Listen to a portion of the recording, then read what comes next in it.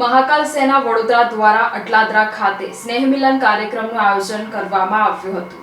મહાકાલ સેના વડોદરા દ્વારા અટલાદરા ખાતે સ્નેહ મિલન કાર્યક્રમનું આયોજન કરવામાં આવ્યું હતું, જ્યાં સ્નેહ મિલન કાર્યક્રમ યોજાયો હતો। આ કાર્યક્રમમાં ઉપસ્થિત મહાકાલ સેના ગુજરાતના અધ્યક્ષ વિજયસિંહ ચાવડા, મહાકાલ સેના ગુજરાત મહામંત્રી કિશનસિંહ રાજ તથા મહાકાલ સેના વડોદરાના જિલ્લા અધ્યક્ષ એવા લોકેન્દરસિંહ અને વિરેન્દ્રસિંહ ગોલડી તથા જયકિશનસિંહ વાઘેલા સાથે જ ટીમ દ્વારા પ્રભારી સાથે રહીને સમગ્ર મહાકાલ સેનાની ટીમ ઉપસ્થિત રહ્યા હતા।